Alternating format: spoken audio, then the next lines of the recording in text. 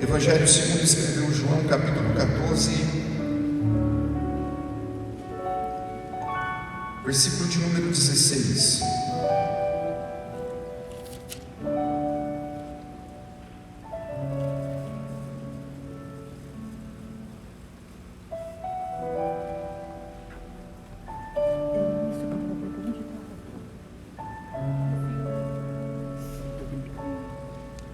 João 14, 16, diz assim a palavra do Senhor: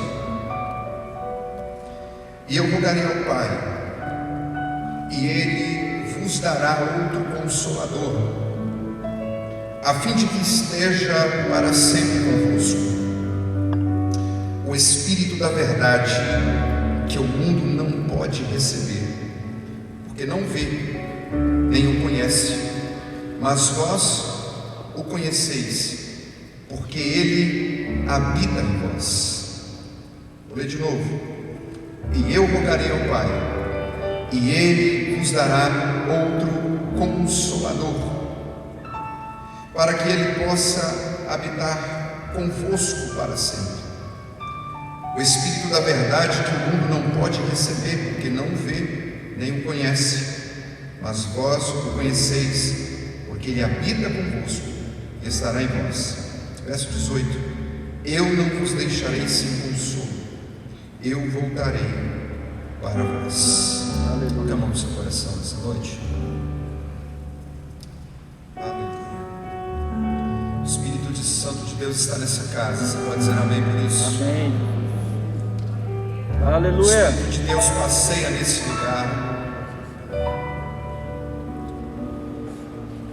Jesus, em tua presença, reunimos-nos aqui, contemplamos tua face e rendemos a ti, pois um dia a sua morte trouxe vida a todos nós e nos deu completo acesso ao coração do Pai.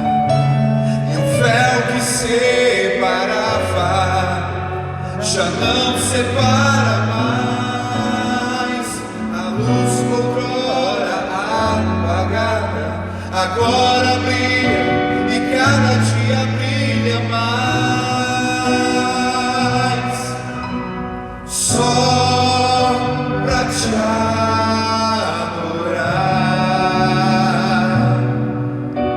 fazer seu nome grande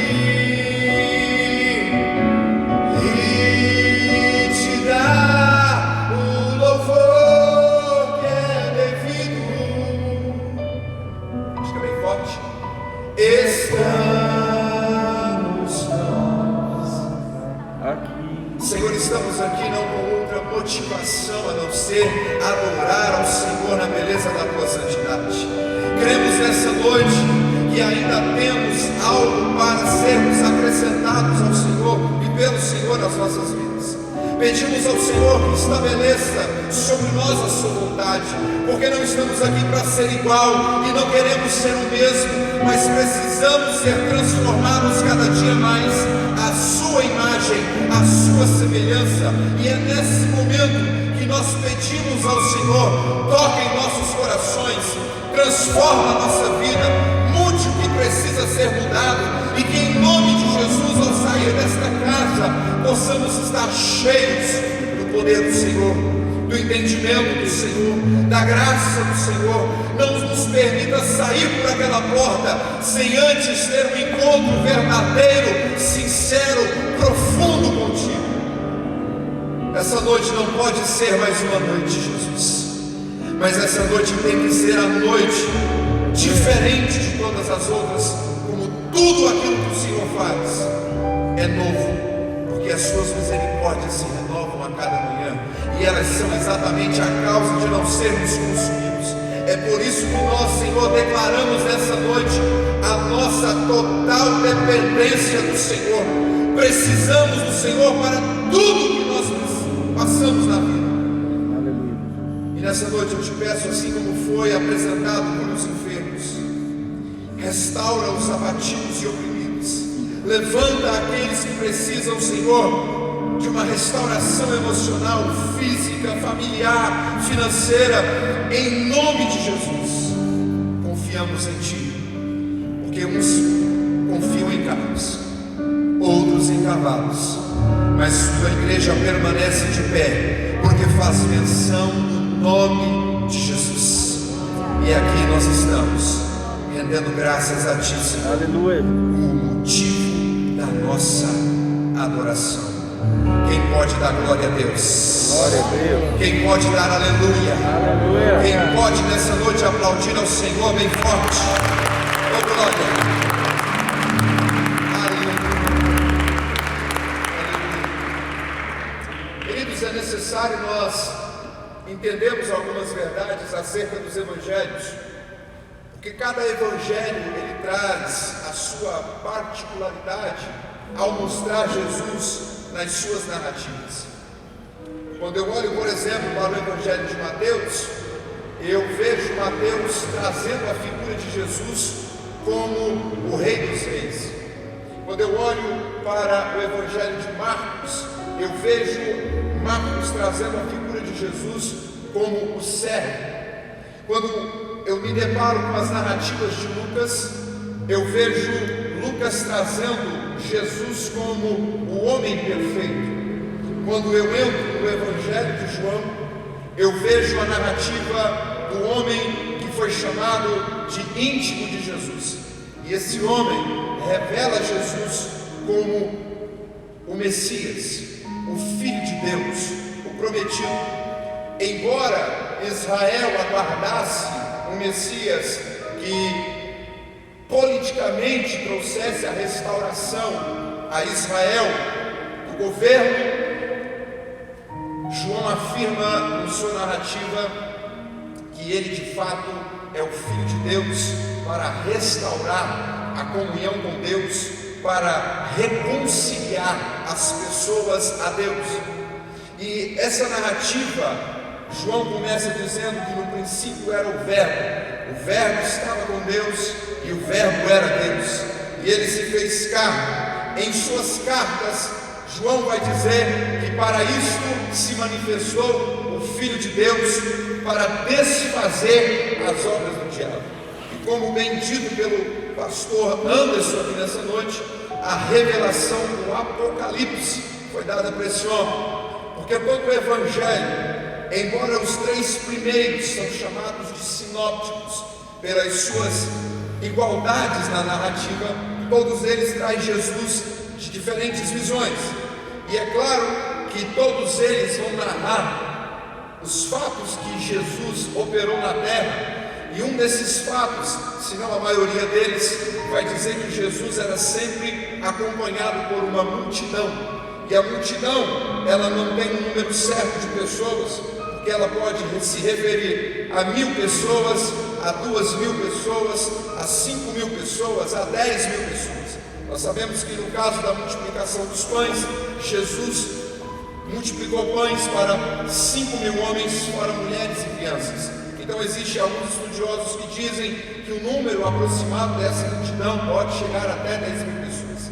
Jesus, ele trabalha e ele vive níveis diferentes de proximidade de pessoas.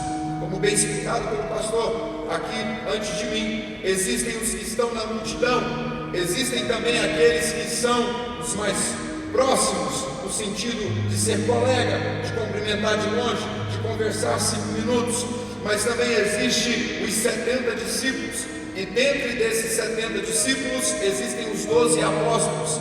Dentre os 12 apóstolos, os 3 mais chegados, e dentre os 3 mais chegados, João, que era íntimo. O que isso me ensina é que existem pessoas que, embora estejam no corpo, na igreja, fazem parte da multidão, estão aqui para ver o que vai acontecer, estão aqui para ver algum milagre ou observar alguma coisa, mas a multidão tem aquelas pessoas também que são discípulos de Jesus, e a palavra discípulo significa aquele que é ensinável, aquele que é tratável, aquele que é moldável. também os apóstolos, e aí vai passando os níveis, chegando aos mais chegados e também ao último. O que isso me ensina é que quem está na multidão não experimenta do poder, da revelação, da graça, da profundidade, mas quem é íntimo, quem está próximo, quem é mais chegado, quem tem um coração tratável, quem decide de fato sair da multidão e aprofundar no conhecimento de Cristo Jesus, esse de fato consegue viver a manifestação do poder de Deus em sua vida, em sua história, na sua casa, no seu trabalho, na sua família. Aleluia, glória a Deus. E durante essa caminhada, olha, Jesus sai recrutando pessoas, e dentro dessa caminhada que Jesus faz, ele vai criando vínculos. Quanto maior a proximidade, maior o vínculo que se gera entre Jesus e aqueles que estavam seguindo Jesus. Logo, quando eu olho para o Evangelho de João, eu percebo que a partir do capítulo de número 12, Jesus encerra a narrativa de milagres, porque João retrata o ressuscitar de Lázaro no capítulo 11. A partir do capítulo 12, Jesus vai começar a liberar palavras de despedida. E o que é isso? Jesus vai começar a dizer: é necessário que o Filho do Homem padeça, é necessário que o Filho do Homem seja entregue na mão dos líderes, é necessário que ele sofra, é necessário que ele seja crucificado, é necessário que ele morra e ao terceiro dia ele ressuscite. E quando os discípulos começaram a ouvir isso, houve uma tristeza no coração, pelo menos de alguns deles. E isso a Bíblia nos prova em Lucas capítulo de número 24, onde dois deles decidem, mesmo sabendo que Jesus havia ressuscitado, partir de Jerusalém para uma aldeia chamada Emaús. E a Bíblia diz que eles andavam entristecidos, abatidos, frustrados, porque eles esperavam um Messias político que traria a restauração do poder a Israel. Mas em contrapartida disso, Jesus veio para restaurar a espiritualidade do seu povo e a comunhão do homem com Deus. E isso eles não entendiam, isso não entrou no coração deles. Por isso que a tristeza toma conta daqueles discípulos. Jesus, antes de partir, ele vai dizer: eu tinha muitas coisas para falar para vocês, mas vocês não podem suportar agora. Mas quando vier o Espírito da verdade, ele vos esclarecerá.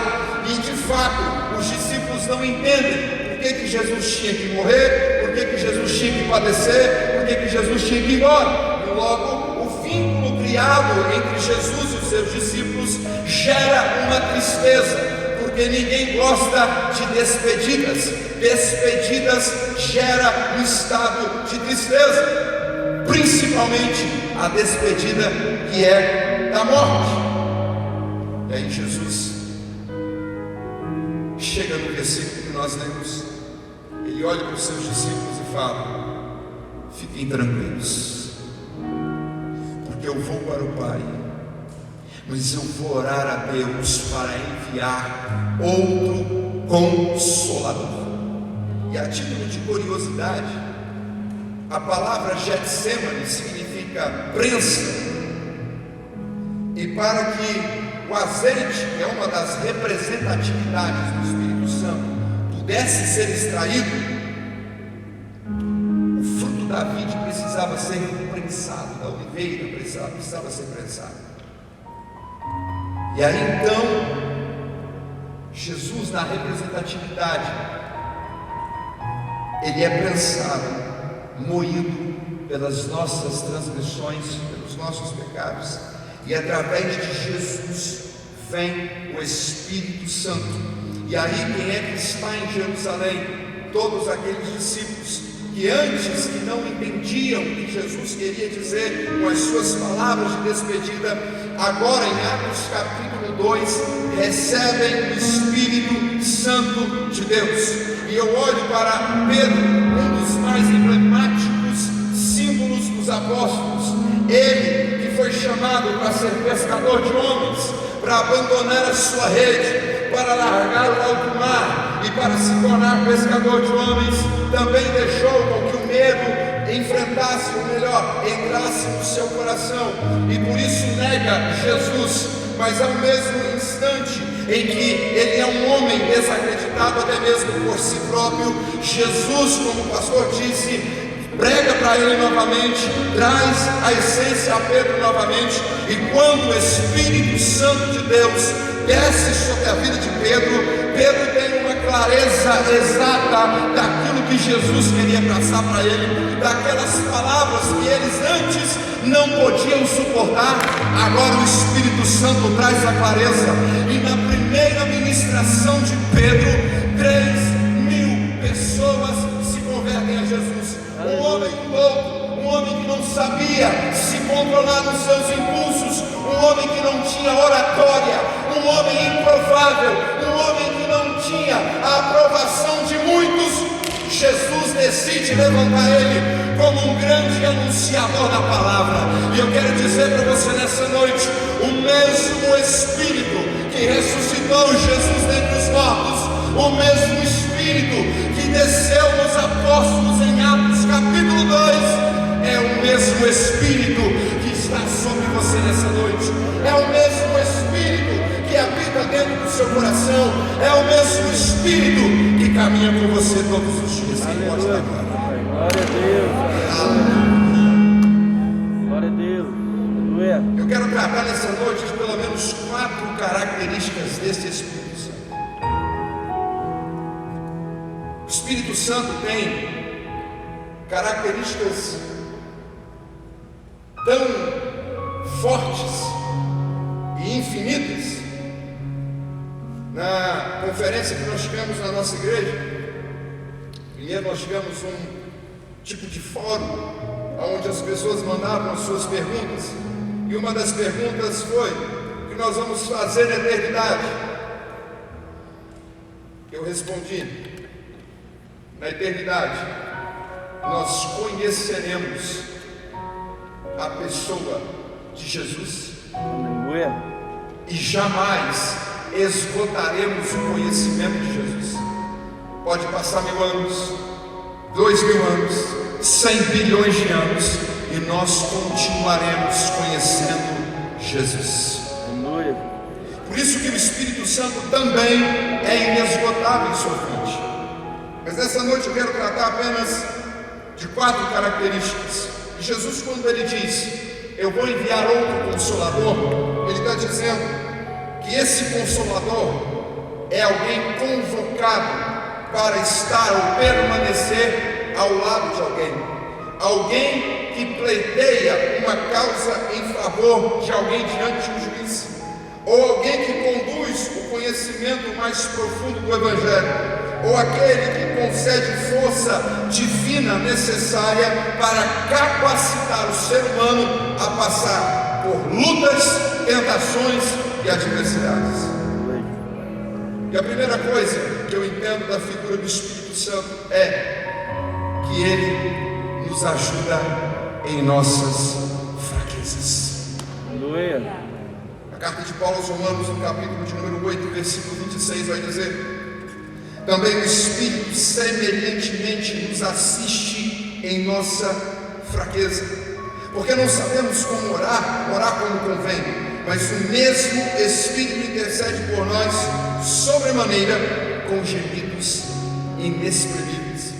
Quando nós lemos essa palavra, que o Espírito Santo nos assiste, aquilo que vem à nossa mente possivelmente é alguém que nos observa, alguém que olha para nós, alguém que nos contempla. Mas quando eu olho para a raiz dessa palavra, o termo original que foi escrito essa palavra, eu vejo que assistir é algo muito mais profundo, porque assistir significa trabalhar junto com alguém, ou lutar por alguém para que esse alguém obtenha algo. Logo, na fraqueza que eu e você temos, o Espírito Santo é a nossa sombra, a nossa direita, aquele que está junto, aquele que está do lado, aquele que nos assiste, que nos observa, mas também que luta as suas guerras por nós, aquele que pleiteia uma causa pelos seus filhos. Logo, a palavra inexprimível que Paulo usa aqui nesse texto significa algo que não se pode descrever. Eu quero dizer uma coisa para você nessa noite: se é algo que ninguém pode descrever, é a ação do Espírito Santo em favor da tua vida. Olha para cá. Talvez nas suas fraquezas você não sabe como você chegou aqui, você não tem noção de como você está vencendo esse ano, você não sabe de onde tem surgido forças para que você estivesse em pé aqui, mas eu tenho uma notícia para te dar: nas suas fraquezas Ele tem te sustentado, nas suas dificuldades Ele tem levantado você com mão forte. Naquilo que você precisa, o Espírito Santo está aí para te ajudar, para te fortalecer, para te levantar. Aleluia.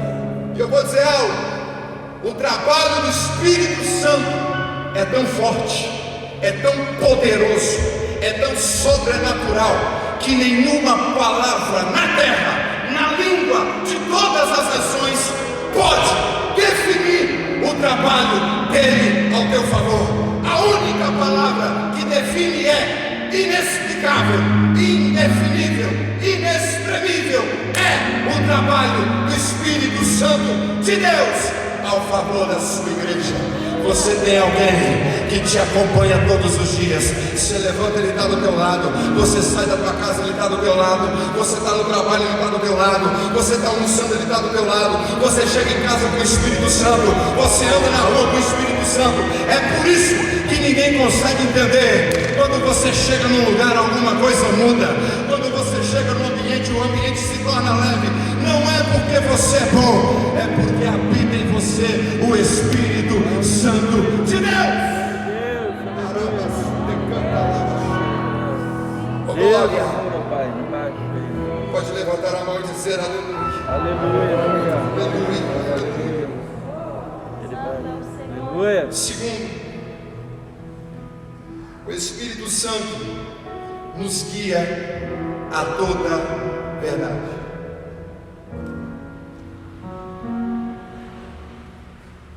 João 16:13 vai dizer: quando vier o Espírito Santo, Ele vos guiará a toda verdade. Os discípulos não entendiam por que eles tinham que passar pela perseguição. Ao primeiro momento, os discípulos não entendiam o que Jesus estava dizendo. No primeiro instante, não houve um discernimento do propósito do Evangelho trazido por Jesus. Mas quando nós olhamos para as palavras de Jesus, Jesus está dizendo: quando vier, porém, Espírito da verdade, Ele vos guiará a toda a verdade. Aleluia. Eu não sei se você ainda não entendeu por causa do deserto, por causa das lutas, o porquê da dor, o porquê da dificuldade. Não é que Deus está trazendo dificuldades para nos matar ou destruir. Não. Existe uma diferença entre provação e tentação. A tentação provém do diabo para derrubar o ser humano, mas a provação vem de Deus para aperfeiçoar os seus filhos. Aleluia. É porque na dificuldade é que nós somos sustentados pela mão de Deus. É no deserto que existe a nuvem que tampa o sol. É no deserto que existe a coluna de fogo para aquecer a noite. É no deserto que tem o maná. É no deserto que o mar se abre. É no deserto que Deus cuida do seu povo e não deixa as vestes envelhecerem nem as sandálias acabar. Talvez você tenha uma negatividade em relação ao deserto, mas eu quero dizer que é no deserto que você vive os maiores milagres de Deus. É no deserto que a tua fé se estabelece no Senhor. É no deserto que, embora seja difícil, Ele faz um manancial se formar em meio à escassez do deserto. E aí o Salmo 84 vai dizer: é por isso que para mim um dia na tua casa vale mais do que 1000 em outro lugar. Aleluia. Glória a Deus. Talvez você não saiba porque você está passando a dificuldade. dificuldade que você está passando. Mas hoje o Espírito Santo te trouxe aqui para te dizer: não te preocupa, porque se eu te fiz passar pelo deserto, eu não te abandonei no meio dele. Se eu te fiz passar pela dificuldade, eu não te deixei à mercê da sorte. Se eu te fiz passar pelo vale, pode ter certeza que você está comigo. Mas de uma coisa você precisa saber: tudo tem propósito. Aleluia, Jesus. Glória a Deus. Aleluia. Quer ver uma coisa? Atos capítulo 16. Paulo e Silas libertam uma jovem de um espírito de possessão, de adivinhação. Antes, Paulo prega e Lídia se converte. Agora Paulo está preso com Silas, e eles tinham tudo para questionar, para perguntar o porquê. Estavam indo orar, expulsaram o demônio e agora estavam presos. Mas em vez de perguntar, de questionar o porquê da situação difícil, Silas, bora fazer um culto aqui? Vamos aí, vamos fazer uma oração. Oraram, terminou a oração, vamos cantar alguma coisa. Começaram a cantar, e sabe qual que era o tipo de canção que Paulo e Silas estavam entoando na prisão? Faz menção ao Halel hebraico, que foi criado pelos israelitas quando eles saíram do Egito, afirmando que Deus era poderoso, que Deus era tremendo, que Deus era forte. O mesmo hino cantado por Jesus depois da ceia a caminho do Getsemane: libertação. Embora Paulo e Silas estavam presos de mãos e pés atados, o coração de adorador ainda queimava. Aleluia.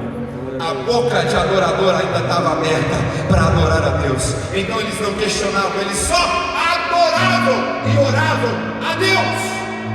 Aleluia. E o culto virou vigília. Porque a Bíblia diz que por volta da meia-noite a prisão foi abalada pela glória de Deus. Sabe o que isso significa? Que a tua oração, que a tua adoração atrai a glória de Deus. E é por isso que em meio ao seu deserto, em meio à sua dificuldade, o Espírito Santo está dizendo: não questione, não murmure, não pergunte por quê, só adora, só ora, só glorifica. Porque é no deserto que o temporal de Deus vai vir sobre a sua vida. É no deserto que a chuva serôdia temporã virá sobre você. É no deserto que o terremoto da glória de Deus acontece. Aleluia. Oh glória, eu estou vendo aqui nessa noite gente que está passando por deserto, mas gente que está vivendo já a glória e a manifestação do poder de Deus. Glória. Aleluia. Aleluia. Glória a Deus. Oh, Deus, É por isso que em vez de questionar, o Espírito Santo te dá clareza. Por isso que crente é doido. Estou passando pela prova, estou passando pela luta, mas eu sei em quem eu tenho confiado. E aí as pessoas do mundo olham para nós e falam assim: como que você consegue permanecer no estado de paz em meio à guerra? Filipenses capítulo 4. Apresentem diante de Dele as vossas petições, pela oração, súplica e ação de graça. E a paz de Deus, que excede todo entendimento, vai guardar tua alma, vai guardar teu coração. E aí você vai entender que não é sobre a força do teu braço, mas é sobre o poder revelador do Espírito Santo de Deus.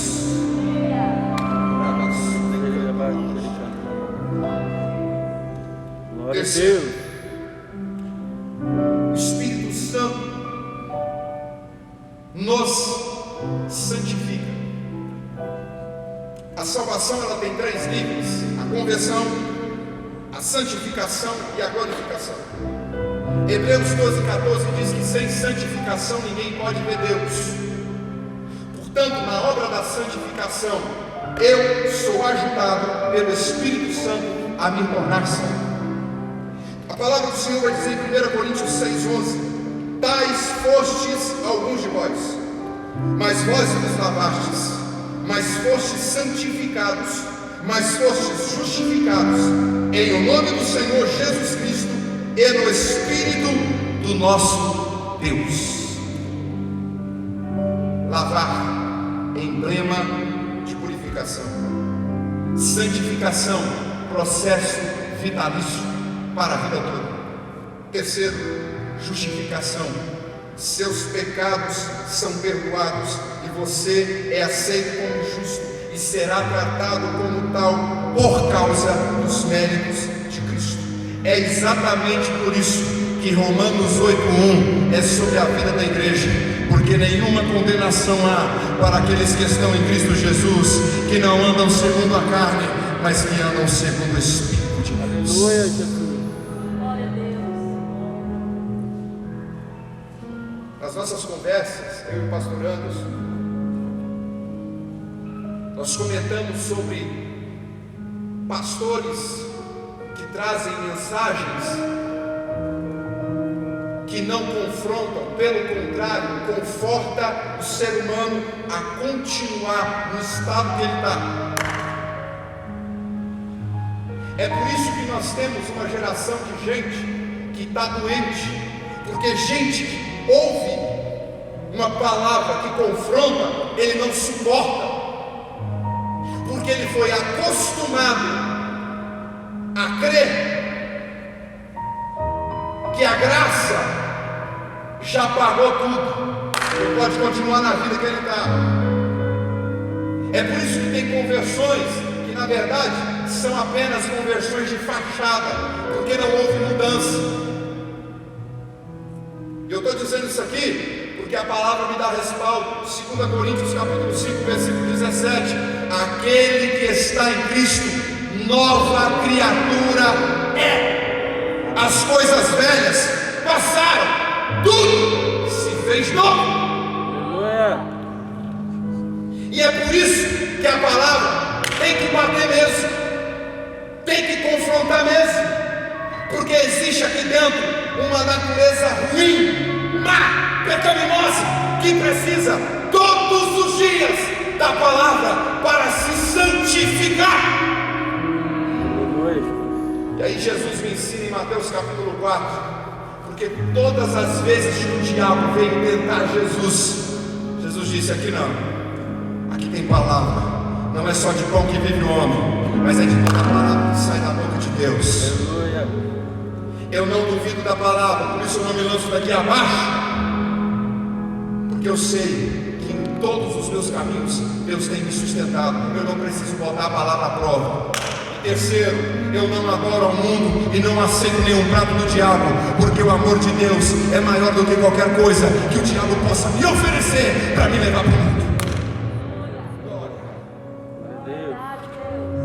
É por isso que o evangelho precisa confrontar, precisa bater de frente, precisa nos ensinar, porque pai corrige o filho que ama. E aqui está o maior manual que o ser humano precisa para andar bem sucedido na sua vida e na sua história. Aleluia. Quarto, o Espírito Santo nos empodera. Glória a Deus. Atos capítulo 1, versículo número 8: mas recebereis poder ao descer sobre vós o Espírito Santo de Deus, e sereis minhas testemunhas, tanto em Jerusalém, como em toda a Judeia, Samaria e até os confins da terra. Eu chamo a sua atenção para duas coisas aqui nesse versículo. Primeiro, a palavra poder vem do grego dunamis, e significa poder, força, habilidade. Mas não é qualquer força, não é qualquer poder e não é qualquer habilidade, porque o Espírito Santo, quando desceu sobre o povo, quando desceu sobre a minha vida, quando desceu sobre a sua vida, ele nos deu poder. E esse poder não é um poder qualquer, mas quando eu puxo a palavra e o significado dela no termo original, significa poder, habilidade e força de um grande e poderoso exército. É aí que a gente começa a entender algumas verdades. porque a gente é fraco, temperamento difícil, gente complicada, gente que erra, gente difícil de ser trabalhada. Não somos perfeitos. Eu não estou aqui para passar a mão na cabeça de ninguém e esconder quem eu sou. Eu sou pecador, eu sou difícil. Mas aí quando Jesus e a palavra diz que nós fomos cheios do Espírito e que esse encher do Espírito Santo nos dá poder,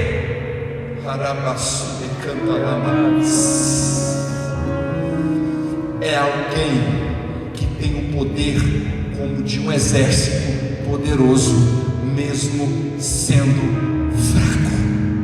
Aleluia. Aí é onde Paulo vai dizer: quando eu sou fraco, é aí que eu sou forte, porque o poder dele se aperfeiçoa na minha fraqueza. Portanto, eu glorifico nas minhas tribulações também, porque é nelas que o poder de Deus se revela. Você está descobrindo porque até hoje ninguém conseguiu parar você? Você está entendendo porque você até hoje está e chegou até aqui? E se Deus te trouxe até aqui, Ele pode te levar a qualquer lugar. Você está entendendo qual é a força que te impulsiona todos os dias? É a força de um poderoso exército. E é por isso que a Bíblia diz: agindo eu, quem impedirá? Agindo eu, quem pode se opor? Ninguém, porque não é você que está lutando, é o Espírito Santo. Glória. Aleluia. E aí a gente fica sem entender, mas na verdade a gente não precisa entender, a gente precisa crer que se nós chegamos até aqui, Deus nos levará muito bem aonde Ele quiser. E por causa desse poder, como de um exército, eu consigo ver que não existe ferrolho, que não existe porta, cadeado, prisão que suporte o nome de Jesus. É por isso que quando nós cantamos e adoramos a Deus e rendemos louvor a Ele, logo a gente vê o milagre, logo a gente vê a mão do Senhor. Porque Deus não resiste à adoração de verdadeiros adoradores. E sabe o que é verdadeiro adorador? Não é aquele que adora quando tudo está bem, mas é aquele que ainda tem a essência de adorador quando tudo está mal. Aleluia. Aleluia. Aleluia. Por toda a minha vida, ó Senhor, te louvarei, pois teu fôlego é minha vida, e nunca me cansarei. Posso ouvir a tua voz, é mais doce do que o mel, que me tira desta prova e me leva até o céu. Chave, fogo e terremoto, glória, vento forte que passou, já vivi tantos perigos, mas sabe quem estava lá? A voz, mas tua mão me alcançou. Oh glória, tu dá ordem às estrelas e ao mar os seus limites. Eu me sinto tão seguro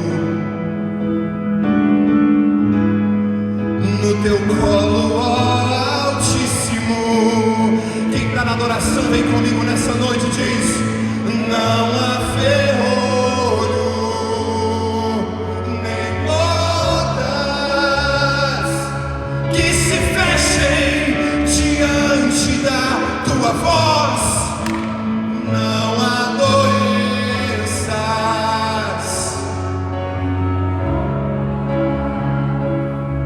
que fiquem de pé diante de nós, e a tempestade se na voz daquele que tudo criou, pois sua palavra é pura, escudo para os que nele creem. Quem crê em Jesus não para. Oh, glória.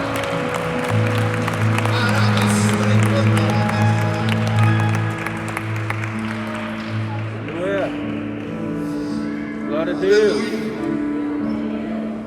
E aí o texto de primeiro capítulo de Atos, verso 8, vai dizer que nós também seremos testemunhas. A palavra testemunha significa martírio ou mártir, aquele que por sua fé não tem a capacidade de ter a sua vida mais importante do que a causa de Cristo.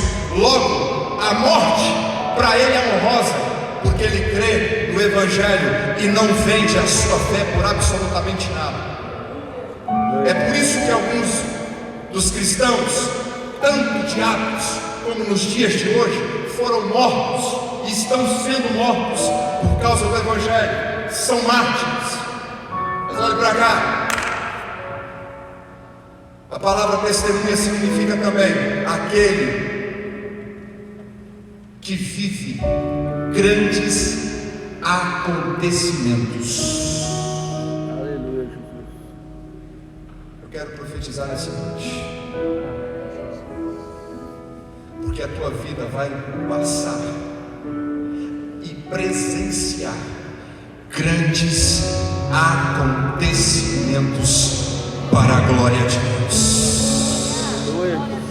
Você vai ver a mão de Deus na tua causa. Você vai ver a mão de Deus no teu trabalho. Você vai ver a mão de Deus aonde você está inserido socialmente. E não é porque você é bom, mas é porque você, como cheio do Espírito Santo, viverá as manifestações dele. Eu vou dizer mais: coisas grandiosas, poderosas, tremendas acontecerão por esses dias para alguns aqui nesse lugar. Aleluia. Glória a Deus. Aleluia. Glória a Deus. Glória. Aleluia. Glória a Deus. Eu quero encerrar essa mensagem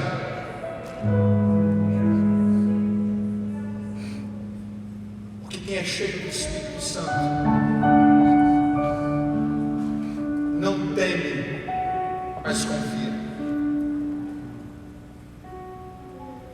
Porque quem é cheio do Espírito Santo também é alcançado pelo verdadeiro amor. E a palavra diz que o verdadeiro amor lança fora o medo. Eu me lembro disso, eu ministrei alguns meses atrás, na verdade no começo da pandemia, lá na minha igreja. 2 Crônicas capítulo 20. O rei Josafá estava cercado por 3 povos, e dentre esses 3 povos, Israel estava acuado, porque se levantou um grande e poderoso exército para destruir Israel. Josafá ora, proclama um jejum.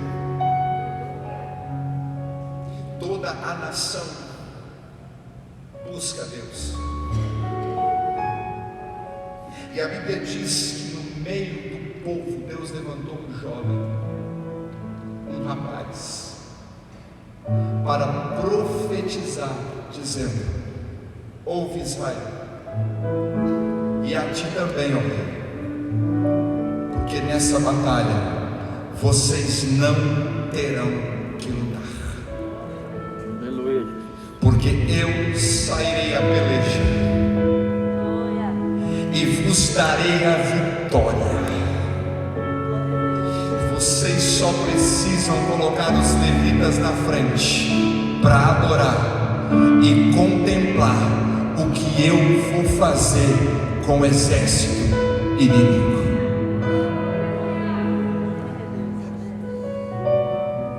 Deus deu a vitória para o povo dele, sem um soldado desembanhar sua espada. Por isso que em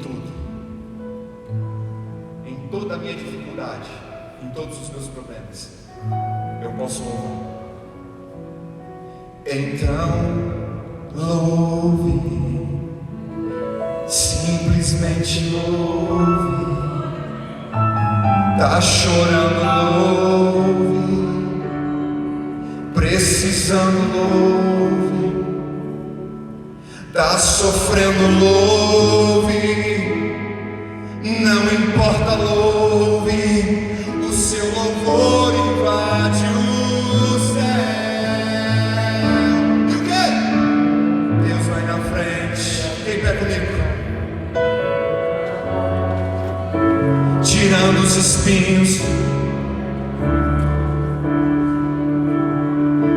Ele abre as portas para ninguém mais fechar. Ele trabalha, caminha de noite. Erga suas mãos, sua bênção chegou. Comece a cantar com muito louvor, com muito louvor. Cadê o ministério de louvor? Vem cá, vamos cantar essa canção com muito louvor.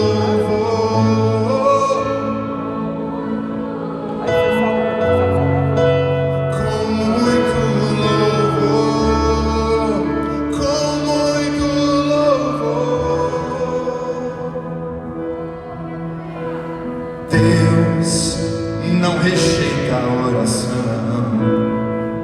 Oração é a